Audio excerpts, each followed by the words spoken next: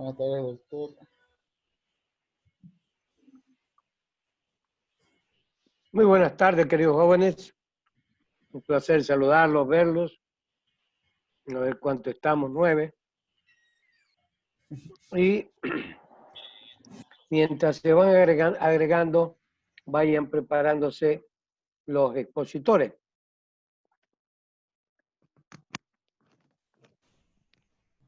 ¿Cuántos tenemos, querido Roger? Ya pueden compartir pantalla, compañeros. Tenemos 11. Los grupos, quedan 2 grupos que han quedado para hoy. Muy bien, perfecto. Bienísimo.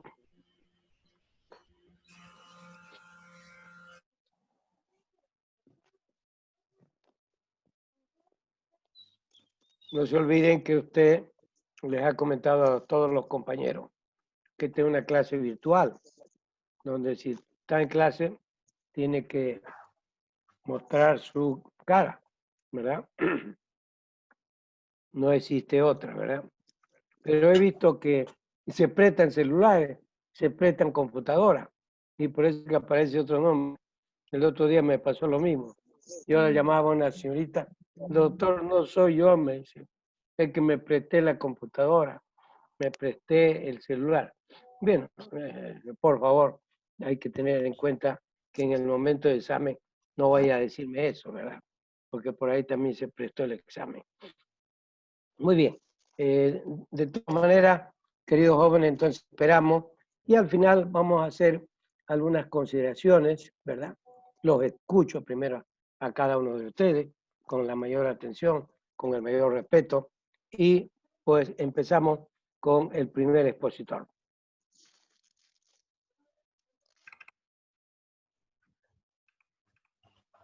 Oh, qué belleza. Muy bien, pares craneales. Pregunta de examen. Y la pregunta va a decir, ¿cuántos pares craneales conoce usted? Y le voy a agregar cuáles son los sensoriales, cuáles son los mixtos y cuáles son los motores. Y ahí están escritos y usted lo único que va a hacer es señalar. Muy bien, adelante, jóvenes. Buenas tardes, licenciado. Buenas tardes, compañeros. Esta tarde nuestro grupo está encargado de exponerle sobre el tema de los pares craneales. El conocimiento acerca de estos temas es importante para nosotros porque nos ayuda a entender cómo las exposiciones que afectan directamente a las funciones del cerebro influyen también a la mente y el comportamiento de las personas, ya que para evaluar y tomar decisiones es necesario que el sistema nervioso funcione adecuadamente, porque las alteraciones del funcionamiento del sistema nervioso pueden originar trastornos tanto en el comportamiento como psicológico. Los pares craneales son un conjunto de nervios que se llaman así porque se encuentran en pares, ya que existen tanto como en el lado derecho y en el izquierdo del cerebro, y salen directamente del encéfalo. Mi nombre es Nicola Alarcón Barón, ya que compañero. Les voy a hablar acerca del, los pares Hermosa, hermosa esta foto. Hermosa, belleza. De la parte inferior del encéfalo, del tronco encefálico, que se divide en mesencéfalo, la protuberancia y el bulbo raquídeo. Paro olfatorio 1 es el paro 1, perdón, es el olfatorio. Es un nervio sensorial y es el único que no pasa por el tálamo. ¡Qué belleza! ¿Cómo es en las fosas nasales, en el techo de las fosas nasales, en las neuronas bipolares de Sachuse, de la mucosa pituitaria. Su origen aparente es en el bulbo olfatorio. Su trayecto atraviesa la lámina cribosa del etmoide, los glomérulos del bulbo olfatorio y a la cinta olfatoria que sale de este, que se divide en 2 ramas, el medial y el lateral. El medial que se dirige al área subcallosa y paraolfatoria, y el lateral que llega hasta el uncus de la circunvalación del hipocampo.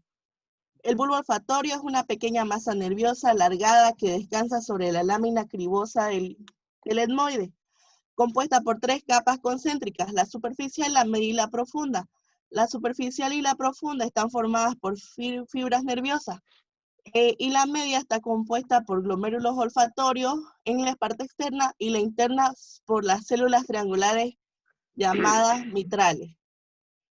Su función es conducir impulsos olfatorios de la nariz al sistema nervioso central. Anexo a este nervio olfativo va el nervio terminal, cuya función es incierta y se presume que es un nervio atrófico. El segundo par craneal, que les voy a hablar también, sería el óptico. Es un nervio sensorial que su origen real es en el globo ocular, específicamente en las neuronas bipolares de la retina. Su origen aparente está ubicado en el ángulo anteroexterno del quiasma óptico. Su trayecto se origina en la retina del ojo, específicamente en las células preganglionares que descienden del sistema nervioso central. Es la encargada de recorrer desde la retina hasta atravesar el cráneo y excusarse en el quiasma óptico. Es una estructura en forma ovalada que constituye el punto de unión entre el nervio óptico, el ojo derecho y el nervio óptico del ojo izquierdo. Ese es el quiasma óptico. Es decir, el nervio óptico tiene un recorrido de 4 tramos. El intraocular, donde el nervio perfora las capas superficiales del ojo en la zona cribosa. El intraorbitario, que es donde el nervio queda comprendido por un cono formado por los músculos rectos del ojo y se sumerge en la grasa retroocular. El intraocular, que es el nervio que atraviesa el foramen óptico acompañado por la arteria osmáltica. Y el intracraneal, que mide 1 centímetro y está comprendido entre el foramen óptico y el quiasma óptico. La función de este es la que se encarga de transmitir la información visual desde la retina hasta el cerebro. Gracias. Buenas tardes, licenciado. Buenas tardes, doctor. Yo le voy a explicar las funciones de los pares craneales que están relacionadas con el sentido de la vista. En primer lugar, tenemos el par craneal oculomotor o par craneal motor ocular común, que pasa por el mesencéfalo y se divide en una rama superior e inferior y que entran a la cavidad orbitaria a través de la fisura orbitaria superior. Este nervio craneal es el encargado de la mayoría de los movimientos del globo ocular a través de los músculos que inerva, los cuales son el músculo recto superior, el músculo recto inferior, el músculo oblicuo inferior y el músculo recto medial.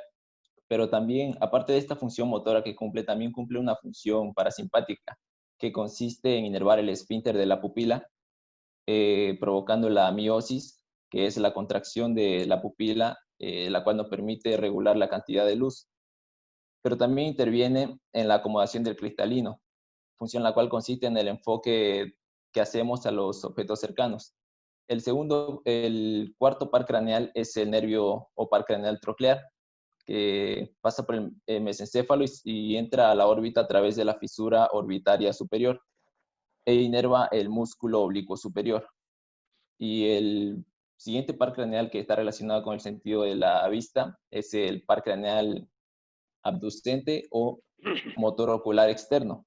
Este par craneal inerva el músculo recto lateral o externo. Su función es motora. Licenciado, para poder explicarle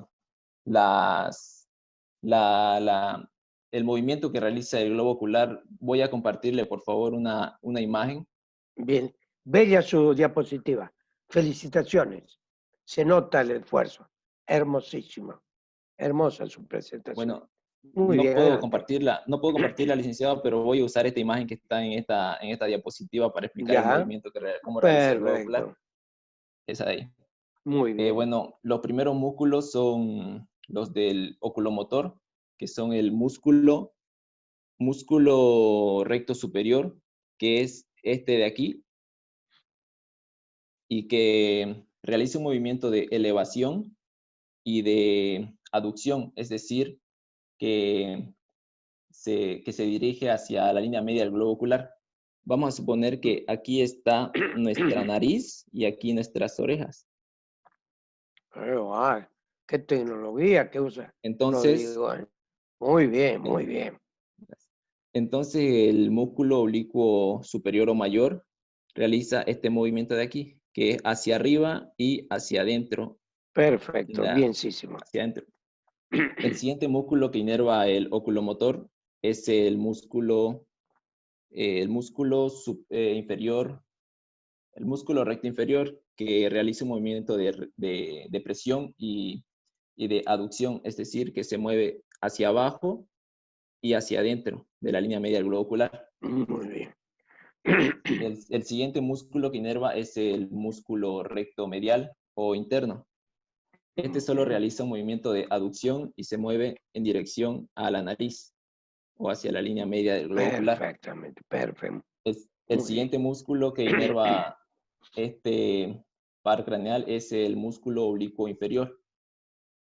Y este realiza un movimiento de abducción y de elevación, es decir, que nos permite mirar hacia arriba y hacia afuera, en dirección a nuestras orejas.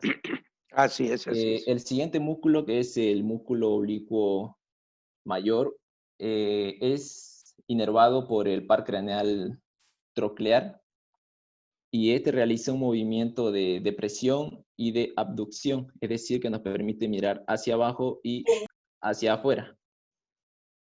Y el último músculo, que es el músculo recto externo o lateral, realiza solo un movimiento de abducción, es decir, que nos permite mirar hacia afuera, hacia este lado, hacia el lado de las orejas. Podría decirle, licenciado, que que el par craneal oculomotor también inerva el músculo del párpado, que nos permite abrir y cerrar los ojos. Bien, sí, señor. Bueno, excelente. Y estas serían las funciones que realizan estos pares craneales.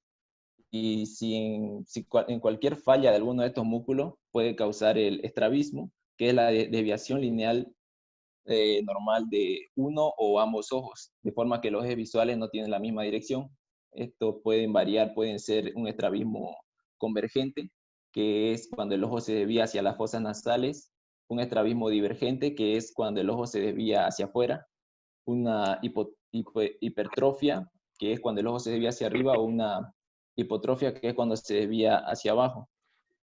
¿Sabe cómo se llama esta afección en términos comunes? ¿Sabe cómo se llama? No, licenciado, cuando le dicen visco, parece visco. ¿Se da cuenta? Fíjense en la televisión, en Unitel, el presentador de Unitel, obsérvelo, ¿verdad? El que da el noticioso, él tiene un problema en un ojo, y mírenlo como cuando él está mirando, parece que lo mira a usted, pero él está mirando a la televisión. Bien, adelante. Extraordinaria presentación. Sigamos. La causa del estrabismo pueden ser la lesión de un nervio o el mal funcionamiento de cualquiera de los músculos que le acabo de mencionar. Esas serían las funciones, licenciado, del par craneal 3, el 4 y el 6. Bien, muy bien. Adelante el recto. Nos quedarían seis pares craneales. Buenas tardes, compañeros. Buenas tardes, doctor. Mi nombre es Hanna Stephanie Reck y me toca hablar sobre el nervio trigémino. El nervio trigémino es un par craneal que cumple tanto con funciones motoras como sensitivas, muy importantes porque van relacionadas a la sensibilidad facial y van relacionadas al movimiento de los músculos masticadores.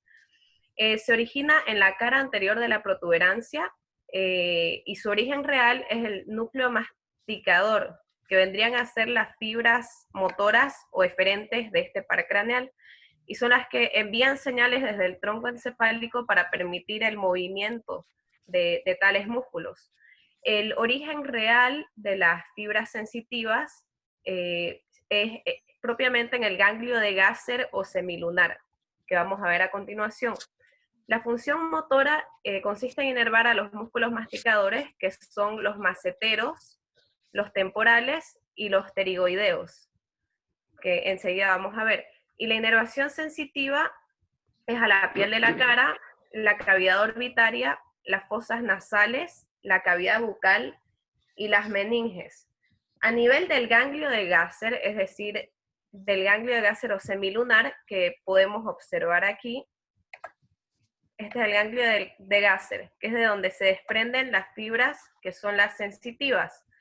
Aquí podemos ver que hay una rama que va a la cavidad orbitaria, que vendría a ser el nervio oftálmico. Y luego hay un nervio que es el maxilar superior, que da inervación sensitiva a la parte superior de la cara, del maxilar, que es este hueso de aquí, maxilar superior, maxilar inferior. Y tenemos una tercera rama que se desprende hacia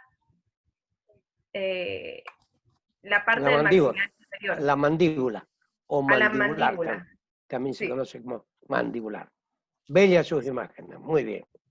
Se Luego parece a mis podemos libros. ver, esta es una raíz sensitiva, que es la que va al ganglio semilunar, y hay una raíz motora, que es la que se encarga de inervar los diferentes músculos, que son los pterigoideos, el macetero y bueno, está en otra imagen, perdón. No se preocupe, está perfecto. Usted no va a ser odontóloga, pero mire como psicóloga, y después le voy a decir, de este nervio viven como 10 especialistas, y después le voy a decir cuáles son los especialistas que viven. Los médicos, psicólogos, psiquiatras. Adelante, señorita Hanna.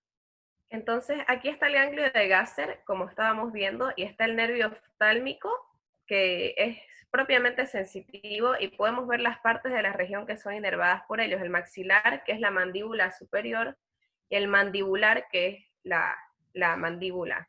El maxilar inferior. Eso es, muy El bien. maxilar inferior.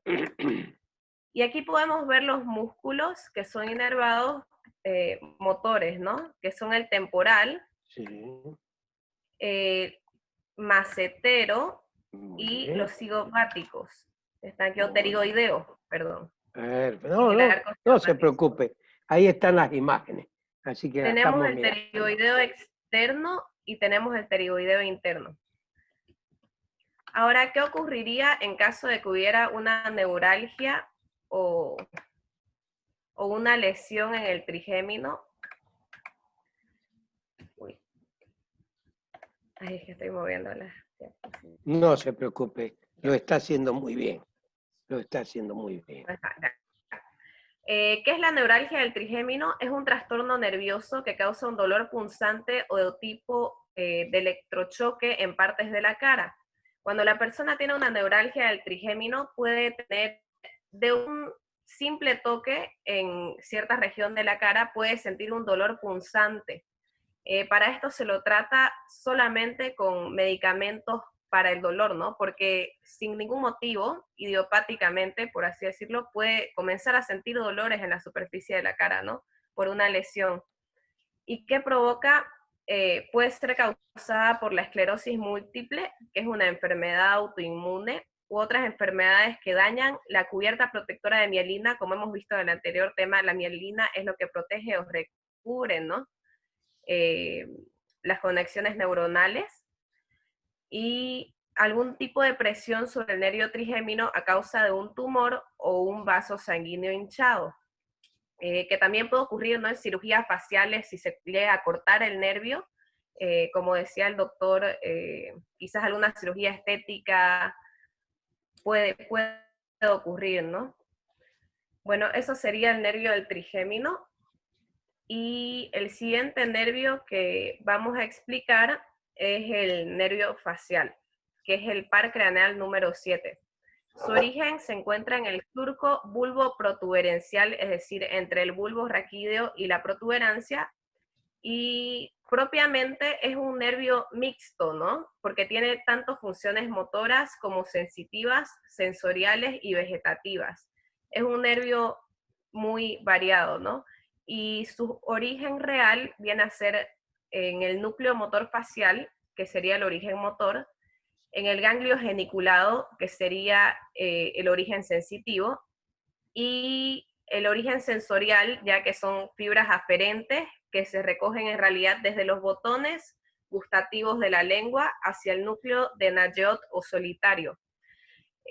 Luego tenemos un núcleo lagrimal y salival, que vendría a ser la inervación vegetativa de este par craneal, y sus funciones son motoras, inervar músculos cutáneos que están estrechamente relacionados, como su nombre lo dice, a expresiones faciales, ¿no?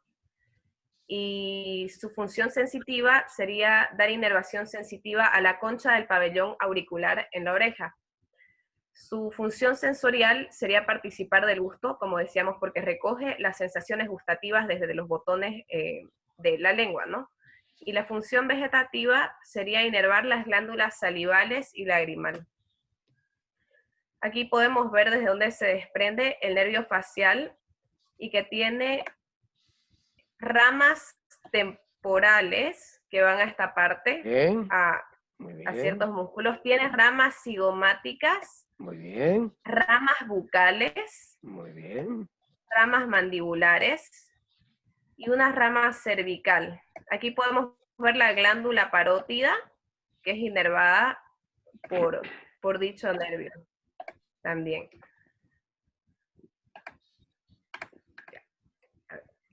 ¿Qué ocurriría en caso de una parálisis del nervio facial?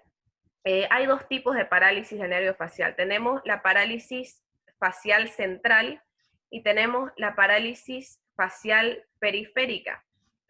En la central se preservan el movimiento de la frente y de las cejas y la habilidad de cerrar los ojos.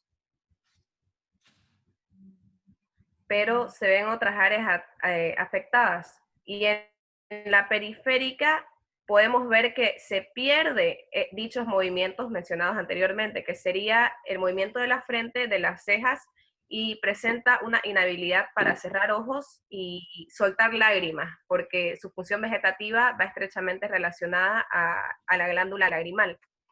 Entonces, así se vería un paciente con parálisis del nervio facial, ¿no? Normalmente ocurre en la mitad de la cara. Muy bien. El siguiente nervio que vamos a ver es el vestíbulo coclear o auditivo, que es el par craneal 8. En esta imagen podemos ver los huesecillos, ¿no? del pabellón auricular, y cómo el nervio llega directamente aquí a la parte del vestíbulo y de la cóclea o caracol de la oreja. Tenemos dos ramas en este nervio, pero primeramente vamos a hablar de su origen. Se origina también en el surco bulbo protuberencial. Vamos a notar que los nervios van ordenados en ese orden, ¿no? Si se originan del mesencéfalo o por encima, como en el caso del nervio olfatorio, sería el par craneal 1. Si se originan, y así sucesivamente, del mesencéfalo están el 2, el 3, luego de la protuberancia los siguientes, y los últimos pares craneales normalmente ya parten del bulbo raquídeo y algunas porciones de la médula. Entonces, tenemos el núcleo vestibular, que sería su origen real, y el núcleo coclear, que es el ganglio de Corti. Tiene una función sensitiva y sensorial, ¿no? La sensitiva y sensorial, que serían el equilibrio, que parte del núcleo vestibular, y la función sensorial de la audición, que parte del núcleo coclear o ganglio de Corti. Los daños en este nervio pueden afectar en el sentido del oído y del equilibrio, ya que pese a que se llama nervio auditivo, más propiamente sería vestíbulo coclear, porque el vestíbulo está relacionado con el equilibrio, la sensación de equilibrio, y el lado auditivo sería la audición. Entonces, un daño en este nervio puede implicar no solo problemas de audición, sino también problemas en tener mareos, vértigos, falta de sensación de movimiento y pérdida del equilibrio de la persona. Gracias. Muy bien, belleza de presentación. La verdad, muy, muy interesante, muy interesante. Yo sé que ustedes pueden, y fíjense qué hermosa gráfica que tenemos. Adelante entonces con el noveno. Yo después, al final de las exposiciones, voy a hacer algunas consideraciones, nada más para ponerlo en contexto todo lo que ustedes están manifestando y exponiendo. Vamos con el noveno. Buenas tardes, licenciado. Buenas tardes, compañero. Habla Valeria Santa Cruz y les voy a exponer el nervio glosofaríngeo. El nervio glosofaríngeo es sensitivo general de la mucosa de la faringe, la amígdala, la palatina, el tercio posterior de la lengua, la trompa auditiva y el oído medio. Es sensitivo para la presión arterial y la química del seno carotideo y el cuerpo carotideo también.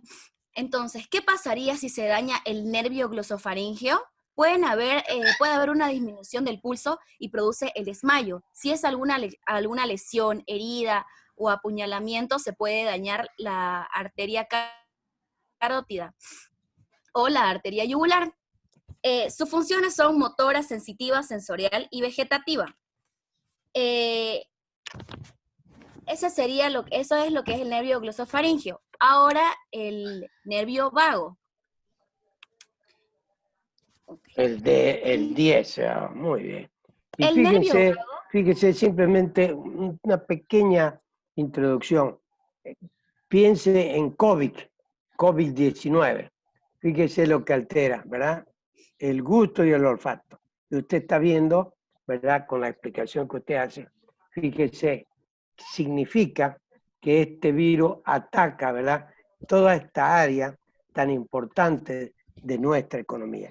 Y esa es la razón por la cual perdemos el olfato y perdemos el gusto. Acá está saliendo, digamos, por ahí yo puse en algún grupo, creo que no en este, vincúlenlo al COVID-19 y acá sale aquello que usted está exponiendo. Muy bien, adelante, señorita. Está perfecto, brillante. Ok. El nervio vago. El nervio vago es el 10º de los 12 pares craneales. Interactúa especialmente con el sistema inmune y el sistema nervioso central y cumple funciones motoras en la faringe, el diafragma, el estómago y el corazón. También tiene funciones sensoriales en los oídos, la lengua, órganos y viscerales como el hígado. Su origen es el bulbo raquídeo, propiamente del núcleo ambiguo, del ganglio yugular y plexiforme, fibras visceromotoras y viscerosensitivas. ¿Ustedes saben lo que es víscera? ¿Saben? Les pregunto, porque acá puedo aclarar un poquito, ayudarlo. ¿Saben lo que son vísceras ustedes? Si no saben, facilingo. Las vísceras son el hígado, el pulmón, el corazón, el vaso, el estómago. Esas son las vísceras, fíjense. Y acá dice así, ¿no? Fibras visceromotoras y fibras viscerosensitivas. Me duele la barriga, dice uno, ¿verdad? Y no es así. Me duele, ¿verdad? Ya desde el punto de vista como psicólogo usted va a decir, me duele, ¿verdad? El estómago, me duele el hígado, me duele el ovario. Adelante. Simplemente por ahí usted el término no lo maneja bien, para eso yo estoy para ayudar. Adelante, adelante, señorita. Ok. Sus funciones son motora, sensitiva, sensorial y vegetativa, como hace rato las dije. Eso es algo en general en lo que es el nervio vago. Ahora viene el nervio accesorio, el nervio accesorio. Más fácil es el espinal, digamos, ¿no? Así Sí. se denomina, espinal. Adelante, muy bien. El nervio accesorio es el 11º, es un nervio motor que está formado por la unión de la raíz espiral y otra neurocraneal. se encuentran ubicados en el núcleo ambiguo del bulbo raquídeo y en los 5 o 6 primeros segmentos medulares. Su origen es el bulbo raquídeo, la raíz craneal, médula y raíz espinal. Propiamente el núcleo del nervio accesorio, ganglios espinales y sus funciones motoras y sensitivas. Ahora nervio hipogloso. El décimo, duodécimo par. Vale. Sí. Romina.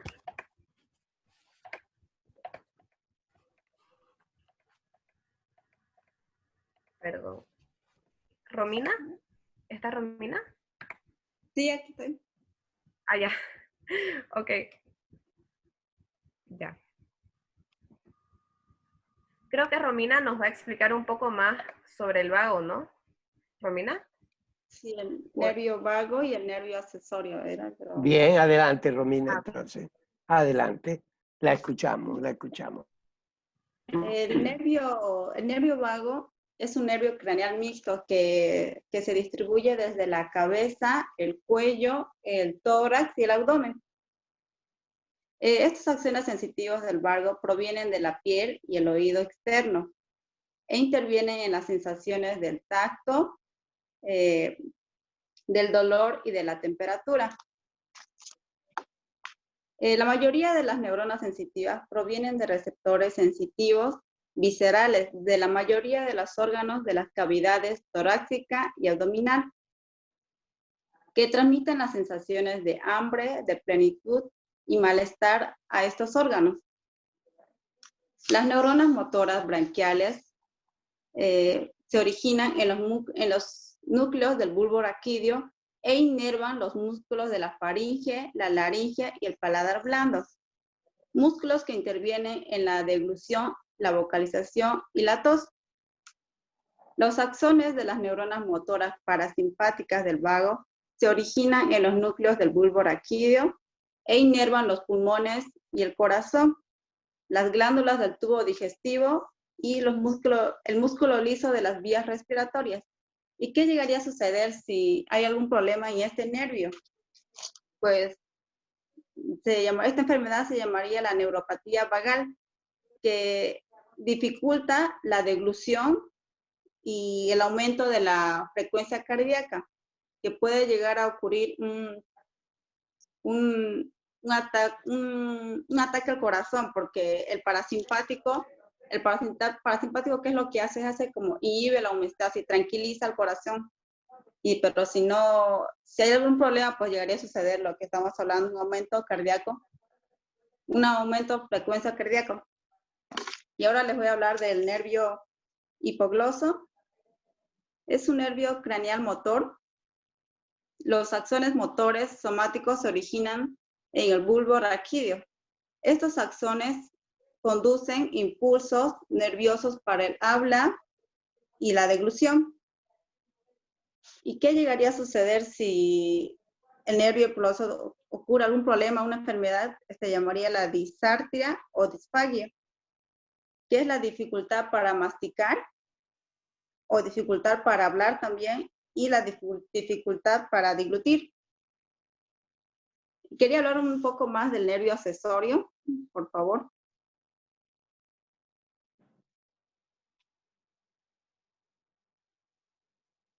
No se escucha. El nervio accesorio es un nervio craneal motor branquial que se divide en dos partes, el nervio accesorio craneal y el nervio accesorio espinal. Este nervio accesorio transmite impulsos motores a los músculos esternocleidomastoideo y trapecio. Como se ve en la imagen, el que está en esta parte es el esternocleidomastoideo y la otra parte roja de acá es el trapecio. Estos dos músculos controlan el movimiento de la cabeza. Y si llegaría a suceder un problema en esto, es la parálisis de los músculos esternocleidomastoideo y trapecio, que llegaría que la persona no pueda girar la cabeza y tampoco elevar los hombros. Eso sería todo, licenciado.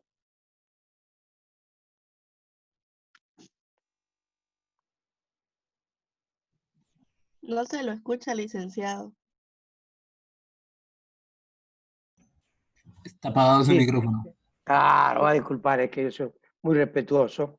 Quería preguntarle si es que tenemos algún otro expositor o hemos terminado con los expositores. Hemos terminado, licenciado. Una última aclaración de esta imagen. Ya. Aquí podemos ver el tronco Belleza de encefálico. imagen, belleza. Podemos ver el tronco encefálico y podemos ver cómo el nervio olfatorio en realidad no se desprende, ¿no? Ni pasa por el tálamo, sino que recién desde el nervio óptico podemos ver cómo parten desde el mesencéfalo y así como están enumerados, mientras más desde una parte inferior parten, mayor numeración tienen, ¿no? Los primeros parten del mesencéfalo, de la protuberancia, y los últimos del bulbo raquídeo, incluyendo en uno una raíz espinal, ¿no? Que es el que explicaba nuestra compañera ahora. Y eso Ya. sería todo, licenciado. Si me lo dejan ahí un minutingo nada más, yo quiero explicar justamente, fíjense, esto me da la oportunidad, en el proceso evolutivo, yo voy a utilizar mi clip, mi marcador, mi mouse, para señalar, fíjense, en el proceso evolutivo, por eso es que todo este sector es un poco automático, ¿verdad? Pero a medida que hemos evolucionado, ha aparecido todo aquello que ha mejorado nuestra conducta, ¿verdad? Porque todos estos centros de acá, de abajo, son centros automáticos, ¿verdad? De tal manera que nuestra evolución, pues, va el cerebro creciendo y esto se va relacionando con todas las partes nuevas. Quizá algunas conceptualizaciones nada más, para que usted tome nota para nuestro examen final. La pregunta que puede ser, fíjese, la que le puedo preguntar, ¿cuántos pares craneales usted conoce? ¿Cuáles son los sensitivos? ¿Y cuáles son los motores? Muchas veces he hecho esta pregunta y están ahí marcados, fíjense, en el examen. ¿Cuáles son los pares craneales sensitivos? Le pongo el número, ¿verdad? Acá tenemos el 1, el 2, ¿verdad? Y están ahí y ustedes se equivocan. Entonces, es muy importante que usted, al haber incorporado esta nueva lectura, inmediatamente vaya asociando con los pares. 2 comentarios sobre 2 pares craneales. El trigémino, le dije que le iba a decir algo que por ahí le va a gustar mucho a ustedes. El trigémino o quinto par es, ¿verdad?, el terrible nervio de la migraña, del migrañoso. Fíjense ustedes. No sé si alguno de ustedes padece de migraña o algún familiar, pero fíjense, acá trabajan los psicólogos, los psiquiatras, los oftalmólogos, los odontólogos, los otorrinolaringólogos, los neurocirujanos. Fíjense, y los psicólogos, la cantidad de gente que está involucrada con el nervio trigémino. Y quizá un comentario también con el 10º par, neumogástrico o vago. Yo siempre le pregunto a los estudiantes, ¿por qué se llama? Le digo, 10º par. Dígame, pero no le pongo 10º par. Dígame, ¿el 10º par lo conoce usted como vago? ¿O lo conoce como neumogástrico? ¿Verdad? Y la pregunta es la misma, ¿verdad? Pero ustedes a veces se equivocan. ¿Y por qué le dicen vago? Porque el vago está en todas partes, ¿verdad? Usted dice, encuentra un amigo, caramba, que sos un vago, le dice, ¿no?